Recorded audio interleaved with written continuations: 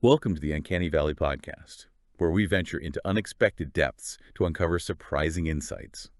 Today we're embarking on a truly unique exploration. We're stepping far outside our usual academic texts and diving headfirst into something wonderfully chaotic. It's a tabletop role-playing game that has kind of defied conventions for a quarter century now.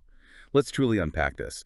While we often get into serious research, complex theories, today we're taking a delightful detour. It's a game that's been around for 25 years, yet it still feels utterly fresh and, dare I say, deliciously absurd. We are talking about Kobolds Ate My Baby, the Orange Book. Yeah, and what's truly fascinating here is how deeply this game, through its really audacious humor, provides almost a masterclass in comedic design. It really understands that by pushing boundaries, with concepts like eating babies, it forces players to confront taboos, but in a safe, satirical space, which maybe surprisingly deepens their engagement. Right, it's not just for shock value then. No, not at all. It's not just about cheap laughs. It's really about using humor as a lens to explore player behavior, design philosophy, and even things like communal safety standards, but in a way that feels both liberating and, yeah, surprisingly profound. Okay, so our primary source material for this is the Orange Book by Chris O'Neill, Bug Bowl, John Kobold, Dude Manis. And the art, which is fantastic, is by John Kovalich. And it's not just a reprint, right? It's a vibrant new edition of a classic. Exactly. It's been updated, streamlined in places, but the core madness is intact. So our mission today is to figure out why this game has not only endured for so long, but, continues to resonate. We want to understand what makes its chaotic world tick and how it managed to be, simultaneously hilariously silly and surprisingly insightful about tabletop gaming itself. Yeah, and this really raises an important question. Can a game built on, let's face it, pure comedic chaos also offer valuable lessons?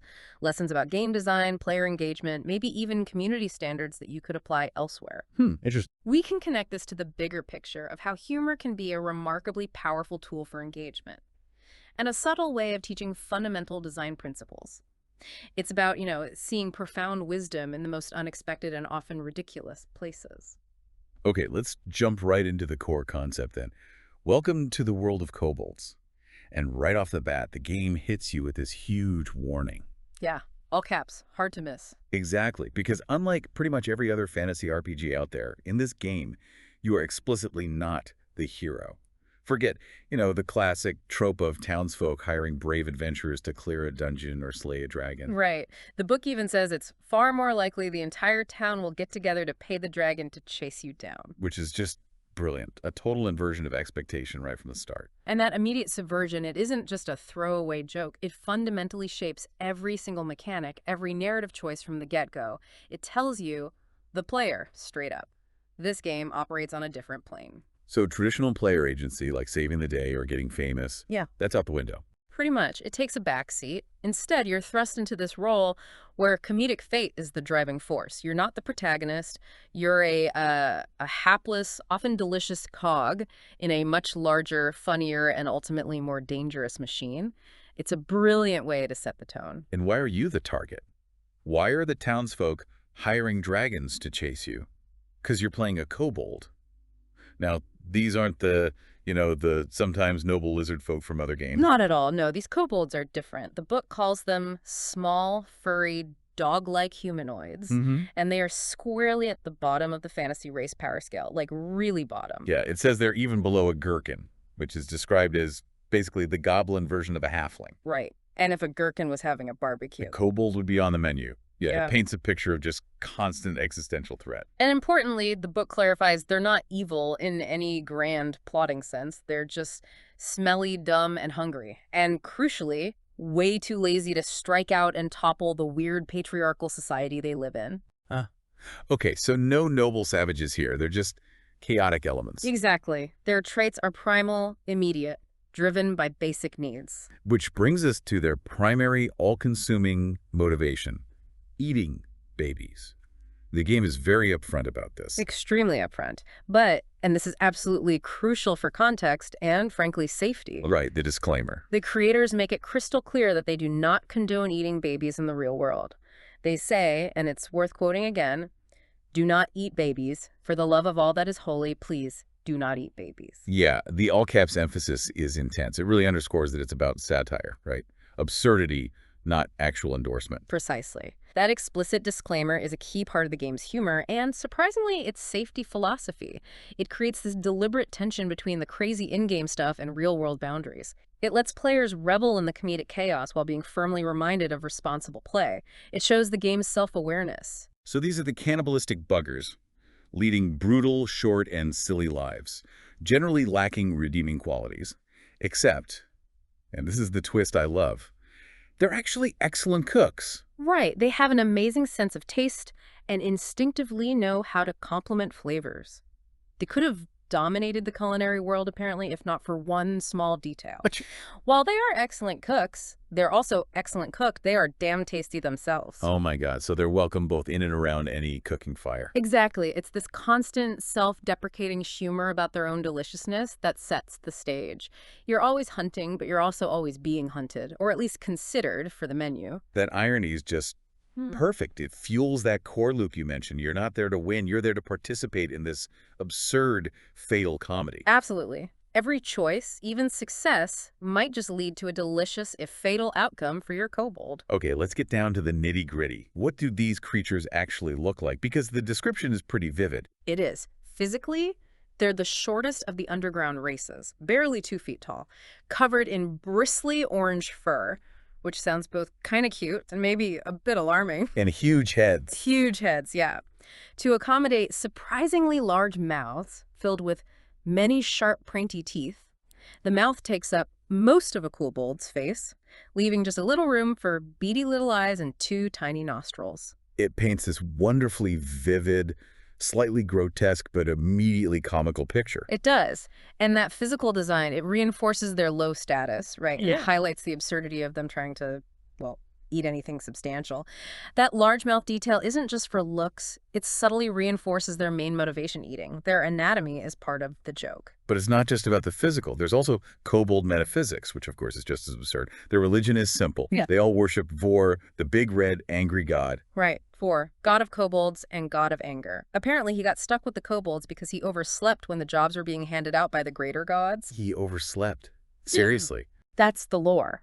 And the kobolds, being kobolds, immediately ticked him off so badly. Let me guess, he became the god of anger because of them. Pretty much. His rage surpassed that of the newly minted god of wrath, and he's held the title ever since, fueled by his hatred for kobolds. Wow.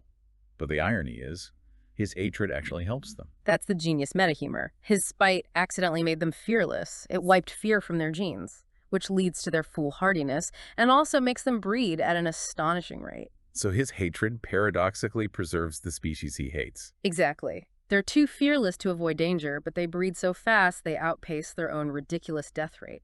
It's cosmic balance through divine irritation. And pious kobolds, do they try to appease him? Nope. They try to ignore him, never say his name, probably wise. Though hilariously, Vor apparently likes potato salad, disco, internet forums, and freeways. What, disco? Disco. But he dislikes cowards and, of course, kobolds. So picture this tiny, fuzzy, big-mouthed creature whose whole species only exists because their god is perpetually furious at them. Amazing. It really is. That comedic cosmology underpins everything. It's not just a silly premise, it's a fully realized, absurd world where even the gods are part of the joke. It sets you up to understand your character's life isn't about agency, it's about being part of this ridiculous cosmic play. Okay, let's move from the cosmic to the daily grind. Life under King Torga. All hail King Torg. All hail King Tor. Gotta do it. Their habitat, the caves, is described as remarkable. Remarkable how? Primarily because architecture is way beyond the capacity of a kobold's walnut-sized brain. So the caves are basically any decently sized hole near a food source, usually a human village. Right. Simple needs, opportunistic living. Makes sense. It grounds the absurdity in this grubby reality. Their home is as low effort as they are, and it immediately frames everything around getting food. And at the heart of the caves is the legendary chicken bone throne, home to King Torg. All hail King Torg. All hail King Torg. He's fatter than all other kobolds, seldom leaves the caves. His demands are simple. Utter obedience, fierce loyalty, 13 meals a day. 13. And the occasional bedtime story. He's got simple tastes, but huge appetites. In this dynamic, it creates the constant motivation, right? It's not heroic quests, it's survival. Appease the king or become the meal. Exactly. It reinforces that core comedic, chaotic loop. The king's appetite and readiness to eat his subjects provide immediate, brutal consequences for failure. And his favorite dish. We know this one. Fresh human baby. Very clear on that. And if you fail to bring him something tasty or just annoy him... He eats the nearest kobold, because, as we established, they're delicious. Yep.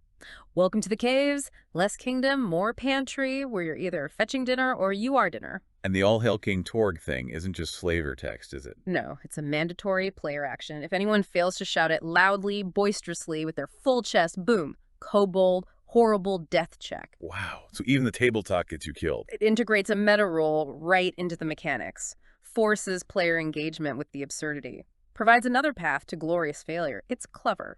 Okay, so we've got the dire yet hilarious circumstances. Let's talk about you, the player. You play one of these little orange beasties, woefully unprepared for the cruel yet hysterically funny fate that awaits you. The game really doesn't pull punches about your chances. No, that fatalism is key. It's central to the humor, the whole player experience. It encourages outrageous risks because death isn't really failure, it's just an outcome, often a hilarious one. It flips the script on typical RPGs. The book tells you straight, steel yourself to the fact that you aren't getting out of this alive, Bubba. And it lists these vivid ways you might die. Crushed by cows falling from the sky, joyfully marched to your death at the beaks of bloodthirsty chickens, obliterated by meteorites, betrayed by friends, brained by frying pans, or ending up in one. The specificity and variety make each death memorable. It's not arbitrary loss, it's crafting an entertaining conclusion. So you're embracing this doomed destiny, a crash course in comedic fatalism. Exactly. It shifts your mindset. You're not trying to win heroically. You're trying to die in the most spectacular, funny way possible. Failure becomes engagement. All right, let's get into the mechanics of this mayhem. How does it actually play? The game is run by a game master, but they have a special title. The Mayor, or TM. Right. And unlike GMs who might pretend to be fair, TM is explicitly neither fair nor impartial. More like a parent picking favorites. That sets a different tone immediately. It does. The game explicitly tells the GM to be biased, to actively work against the players in a way.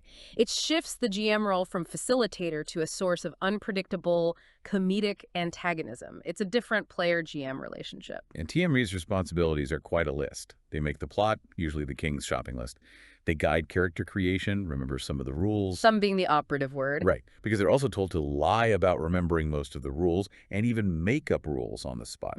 Plus, punish misdeeds, punish triumphs, control non-kobold characters, facilitate random kobold horrible deaths, and crucially, eat your snacks. Yeah, the eating your snacks and lying about rules parts inject that metagame humor. It reinforces that the game is also about the dynamic at the table. The GM's unpredictable actions are part of the fun. The GM gets explicit permission to be a trickster. And becoming TM. If everyone wants to, or nobody wants to, you hold an election.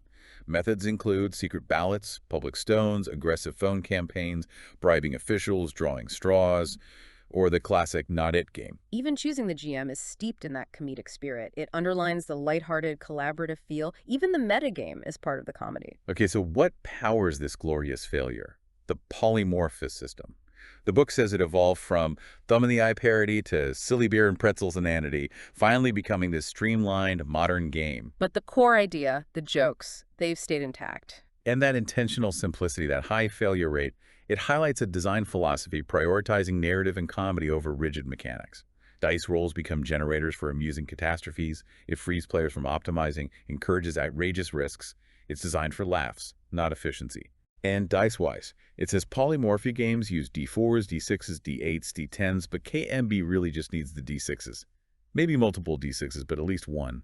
It's designed so you're ready to rock and roll in minutes. Speed, simplicity, failure. All about the D6 leading to a messy end. Exactly. Relying mostly on the D6 makes it fast, reduces cognitive load. You focus on the role-playing, the unfolding comedy. The high failure rate means even bad rolls contribute to the narrative of absurd outcomes. Streamlines the action right to the humor. So you tell the mayor what you want to do. They tell you which dice to roll, always be a D6. Except TM doesn't have to be impartial or fair. In fact, they're definitely trying to kill you. The expected outcome. You're probably going to fail, take a kobold horrible death check, and die. Sets expectations clearly. That transparency about the GM's adversarial role is unique. It prepares players for chaos, where the GM's job is ensuring maximum comedic impact, often through character death. It feels less competitive, more like shared improv where failure is celebrated. So how do these doomed kobolds do things? Two core action types: actions and saves. An action is anything your kobold is trying to do with a chance of failure or harm, like spotting babies, climbing fences, slaying chickens, breaking hearts, kicking indoors. That broad definition captures kobold life, a constant struggle where even simple tasks are risky, ensures frequent rolls, frequent chances for comedic failure, keeps players in that loop. Then saves. Try to make something not happen to you, avoiding consequences. Examples range from dodging attacks to resisting telemarketing pitches, surviving a fall, not catching fire. Usually happens on the mayor's turn. The mundane examples like telemarketing pitches just inject humor into every detail, elevates the ridiculous to game mechanics, reinforcing the comedic tone. Okay, so depending on the action or save, TM tells you which of the 4 basic results you need: eat, feat, beat, or meet. You roll your d6, check the resolver on your sheet, match a success number, you succeed. If not, probably fail, probably take a death check. Right. And crucially, only the kobolds ever roll dice, never the mayor, so you only have yourself to blame. Huh. Puts it squarely on you, even if the world's rigged. That direct link action, roll, consequence, often death check, keeps it fast-paced, player-centric. The yourself to blame line is that playful jab, reinforcing your active role in your own demise, makes failure personal but funny. Let's break down those results. They're charmingly specific. Eat rolls are for head stuff, eating, biting, obviously, but also thinking of a clever plan, using eyes to search, talking to humans, remembering things, tracking food, or hacking the mainframe. Hacking the mainframe with an eat roll. Okay. Right. 8 saves are for resisting mind control, charm, bullying, or disorientation from spells, booze, or repeated head injuries. It covers a lot. The breadth of actions under each result, especially eat, covering consumption and hacking, shows that design philosophy, comedic absurdity over strict realism, makes every roll potentially funny. Then feat rolls for fast, dexterous, or other challenging movement: running, jumping, dodging, sneaking, picking pockets, pole vaulting, climbing, winning races, playing pinball. Feat saves are for avoiding falling rocks, needing to skedaddle, running like a coward, and my favorite, making sure that a trap hits the kobold next to you. Classic. That hits the kobold next to you line. Nails the selfish, chaotic player dynamic. Encourages backstabbing for comedic effect. Fosters that specific, funny, intra-party relationship. When problems arise, you must beat it. Beat is for combat actions, breaking stuff, and otherwise general mayhem. Attacking anything, friend or foe. Most saves against attacks are beat saves, also used for playing video games, defending your PhD thesis, or slow dancing. Defending a thesis with a beat save. Amazing. Again, those incongruous examples inject meta humor. Ensures even straightforward actions can lead to funny situations, juxtaposing high stakes with the mundane. Finally, meat, for feat of strength or guts, like standing your ground against a raging chicken or lifting an extra-large sandwich. And if you eat something questionable like roadkill, take a swig from a wizard's flask or try another kobold's cooking, you roll a meat save. Getting it down might be eat, but keeping it down, now that is a meat save. Logical and gross. That distinction perfectly encapsulates the blend of practical mechanics and gross-out humor. A small detail contributing hugely to the comedic identity makes even basic actions fraught with humorous peril. Beyond basic results, there are special results for rolling a 1 or a 6. Adds more chaos. Roll a 1, that's a kobold result. You succeed only if the action is something that a kobold excels at. And that's a specific list. Oh yeah. Cooking, biting, scratching, being eaten, refusing directions, headbutting things, getting belly aches, being fearless, tasting great, smelling in the dark, being smelly, starting fires, many other dumb and desperate actions. Requires wheedling and cajoling, TM, to convince them your action counts. That's brilliant. Forces players to get creative or argue their case.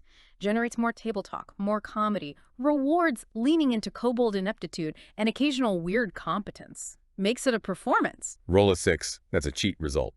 Automatic success. Sounds great, right? There's a catch, isn't there? Always. It requires a kobold horrible death check. You succeed spectacularly, but it costs you. Pushes you closer to the end. Players must take the check. High risk, high reward, high humor. The cheat rule is fantastic. Allows for dramatic, outlandish success, but at the cost of moving closer to that inevitable, hilarious demise. Fuels the core comedic loop. Encourages big, splashy actions, even knowing the consequences. The game also has a simplified advantage system, covers advantage and disadvantage. Yep. Advantage roll 2d6, take the better. Disadvantage roll 2d6, both must succeed. If you have both, they cancel out, just roll 1d6. Simple enough. And lots of things give advantage. Treats, items, witty banter, stupid plans, and smart plans sometimes. Disabled enemies, Joe B specialties.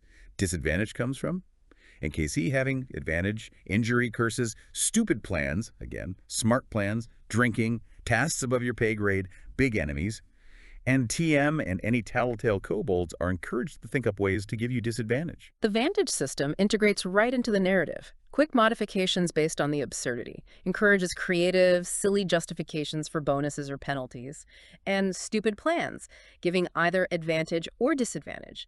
Perfect encapsulation of the unpredictable, ironic nature. Every choice is a potential setup for a laugh. And maybe the most wonderfully unique mechanic, bark like a kobold. Mhm. If something goes wrong, but you haven't died yet, the player you at the table can bark, growl, and generally act like a kobold to pick up the dice and try again. Seriously, you physically bark. You physically bark. It's a reroll tied to performance. Fail again, fate to create it, no more barking. But the best part, each time someone bark gas, you must be louder, better, and more kobold-like than the last player who successfully barked. TM judges your performance. Oh, that's amazing. Imagine it.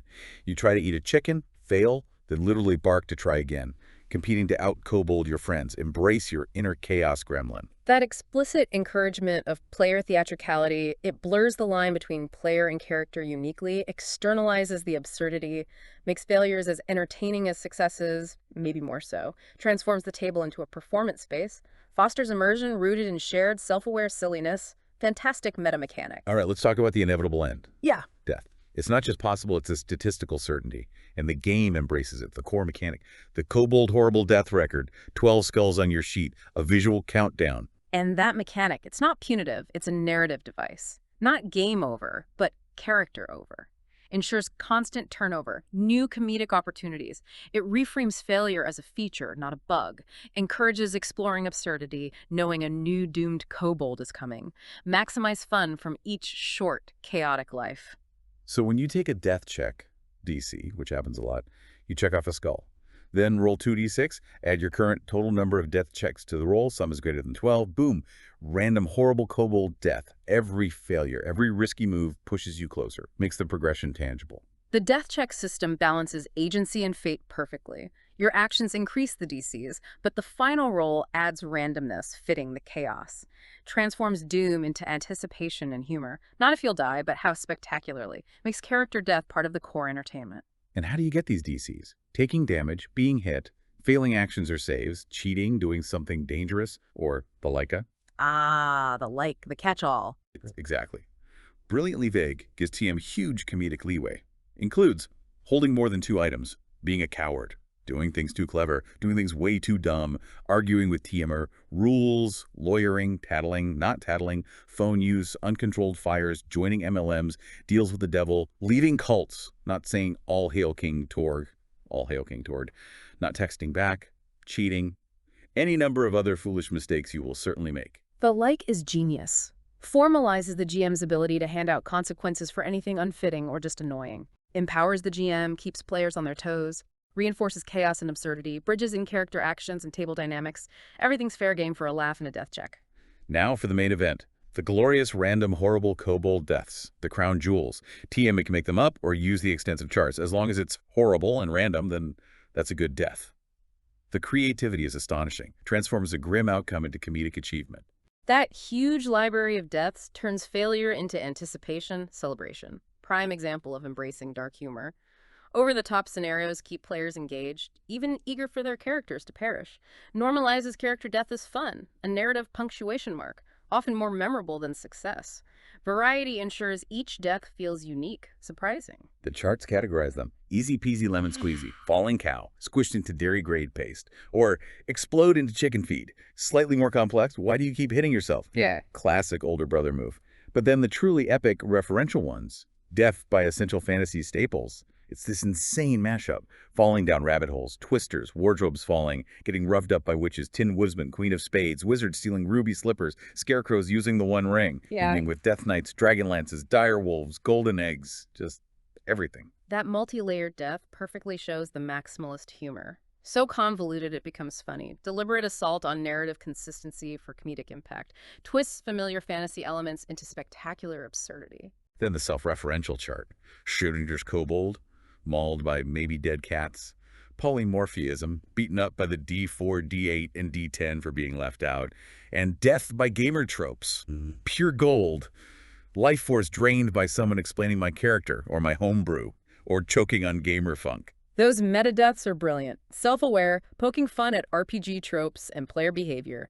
Creates an in-joke with the player. Death is funny for the character and the person rolling. Shows deep understanding of the audience. Or math rocks fall, everyone dies. Bludgeoned by a mountain of polyhedral dice, D4s acting like demented gamer ninja caltrops. And the most elaborately complicated death defies description. It's just extremely elaborate and complicated. TM looks confused, gives up. You have died. It was extremely elaborate and complicated. It's a performance, a grand finale. Squished by cows, exploding into feed, life drained by homebrew backstories, delightfully endless possibilities. That consistent normalization of death as fun is central.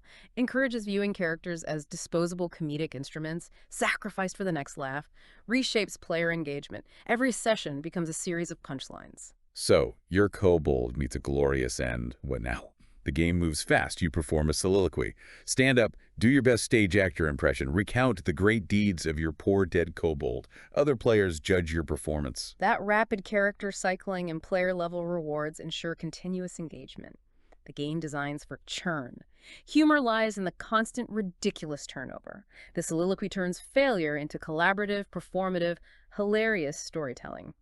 Less about attachment, more about collective absurdity. Once you satisfy the sadistic requirements, you immediately spend the next round making a new and probably not improved kobold. No downtime. Death is just a door to snacks, a new character, a dramatic monologue, the ultimate fail-forward mechanic. Keeps momentum, keeps laughs coming. Exactly. Downtime is minimal, reinforces that fun isn't longevity, but the constant cycle. You're attached to the experience, the collective narrative. It's about the journey, however brief and messy. And what carries over? Victory points, VP. Tracked by the player, not the kobold. Achievements persist through death. Player with most VPs wins, usually. Gain VP from goals, missions, TM's whim, and of course, killing things.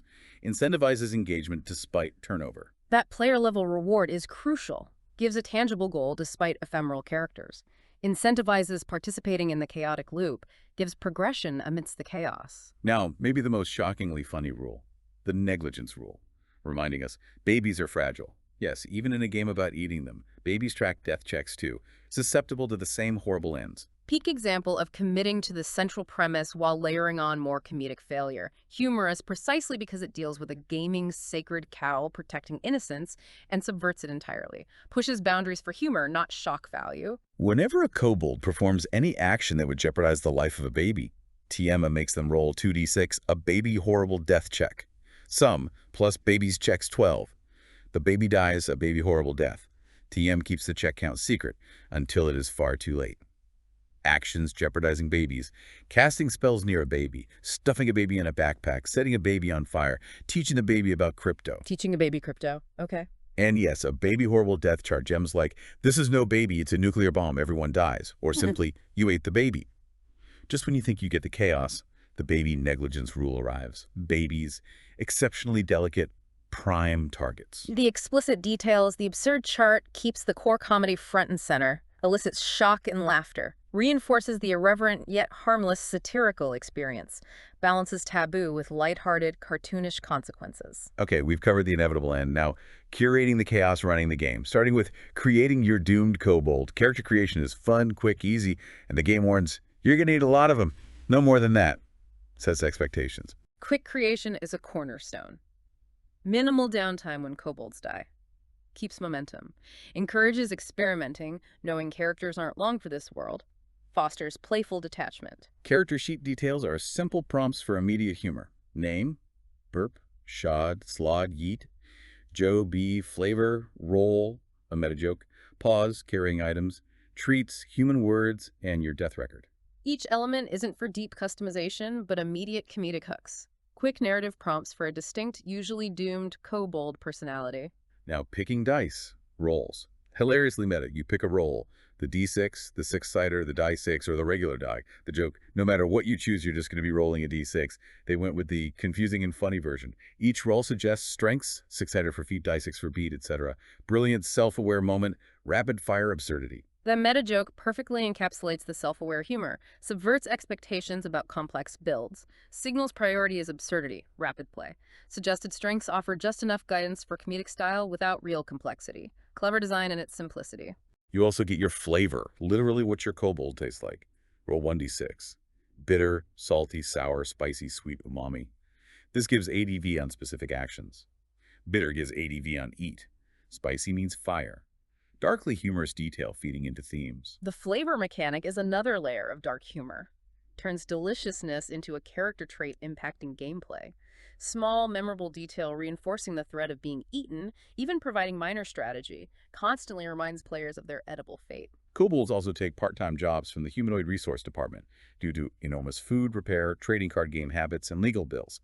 Jobs like alcoholist, babysitter, bard, barbarian, chef, criminal, mad scientist, pirate, sales kobold, tax accountant, wrestler. Each comes with treats, abilities, and a starting item. Alcoholist gets plus drunk, always drunk, dis on eat feed. Babysitter gets plus babysitting, sense babies. Bard gets plus speak human, often have built-in comedic flaws. This character detail, interwoven with mechanics like pause and barking, offers high replayability despite simple rules. Ensures each new kobold brings a fresh comedic angle. Character design prioritizing humor and immediate utility. Speaking of carrying capacity, pause. Tiny brains, no understanding of storage, can only carry 2 items, left paw and wrong paw. More than 2. Cheating. Immediate death check and drop an item. Brilliant constraint guarantees more chaos, more death checks. The pause rule is a brilliant comedic constraint, simplifies inventory into humor and peril, forces absurd decisions about limited items, leads to chaos, death checks. Design choice fueling the intended playstyle. Finally, kobold magic, not dignified, involves literally throwing crumpled spell pages. The player takes actual paper, crumples it, throws it at the target. This is dangerous. Takes a death check. Spells have absurd names. Nifty, bursting sizzling bolt chicken, rando, meaty big rock doom, tactile, silly, risky magic. Fits perfectly. That physical component externalizes the absurdity, directly involves the player. Tactile, silly mechanic reinforcing lighthearted fun, even with death checks. Blurs lines between game world and real world for laughs. Okay, we have our absurd kobolds. How do we get them into adventures? The MENU Adventure Creation System ties into primary motivation. Plot, driven by King Torg, is almost always about food, eating food, shopping for food, stealing food, being food, etc. Keeps focus. This flexible, random system supports the core principle, unpredictability. Lack of rigid structure encourages emergent storytelling. Ensures no 2 sessions are alike. Perfect for the unique humor. Focuses narrative on acquiring food. MENU offers 3 styles. Home style, vague prep beforehand, meal prepped, exciting places, normal, unusual people. Restaurant style, their favorite, create on the go. Players roll for meal prep, exciting places, draw the map, Crayon suggested. Crucially, TM uses player-drawn details against them. Draw a sad-looking clown, guess who shows up? And drive-through style. Players make all decisions, TM improvises completely, all tools for pure chaos. Goal is always food catastrophe. Restaurant style really empowers players. Collaborative, improvisational. GM, using player details against them, personalizes the comedic peril. Makes it more engaging, surprising. Player input generating their own doom is remarkable design. Enemies, NKCs, measured by serving size, how many bites to their center. Enemies have hearts, bite-sized baby. 1 heart, treat, chicken, small human. An OD6 hearts, appetizer, most human. 2d6 hearts, entree, livestock. 3d64d6, feast, dragons, eldritch gods.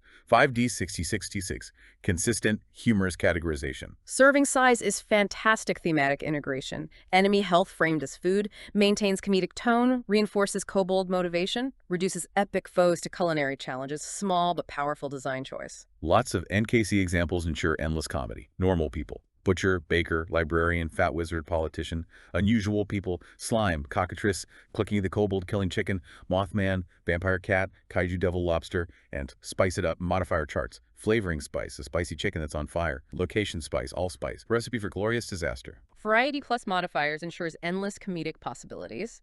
Encourages memorable, absurd encounters contributing to chaotic fun. Unpredictability keeps players engaged, enhances replayability. Beyond mechanics, Kobolds Ate My Baby offers surprising philosophical insight into gaming. almost meta-commentary, standout. The beer and pretzels rule. Not just snacks, but about attitude, purpose of gaming. It says, games are like beer prolonged exposure to either will destroy your life. You should enjoy playing games. Once they cease being fun and you're still playing them, you have a serious problem. Blunt, funny, important reminder. That rule challenges the conventional player-developer relationship, empowers players as co-creators of fun, underscores the primary objective, enjoyment, even over strict rules adherence. Surprisingly mature, player-centric take for this game. Shifts focus from mastering rules to maximizing collective enjoyment.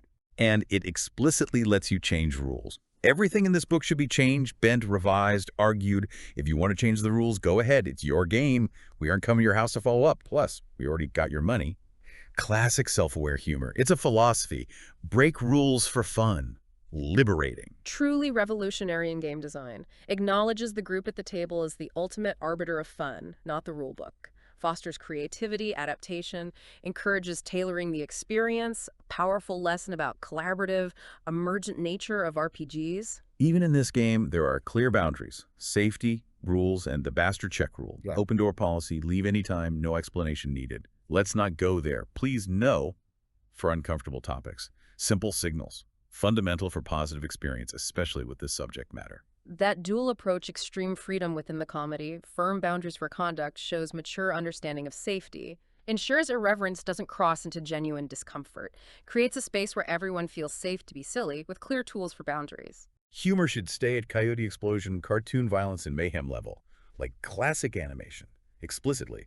Funny to rub your tummy and say, tasty baby. It's another thing to go into anatomical detail. Sets the tone. Slapstick, absurd, not graphic. Kobold can act badly, but remember others are people and can be offended. And the bastard check rule. TMD is a death check to anyone being too pushy, creepy, or is remotely being a jerk. If that fails, don't hesitate to throw them out. Explicit, no jokes allowed policy. The bastard check rule is unique, effective, empowers GM to manage table dynamics, protect group fun, crucial in a game encouraging wild play. Creators understand humor works when everyone feels safe. Proactive approach to healthy environment. And regarding politics, the book states its philosophy. We don't mean far-right politically, but just to be clear, even a mightless kobold would punch a Nazi in the face. Just reporting their stated design stance here, reflecting their values within the game's world context. Another brilliant meta rule, integrating high turnover into lore. The eidetic memory rule explains why new kobolds show up and remember sort of what just happened. Yeah.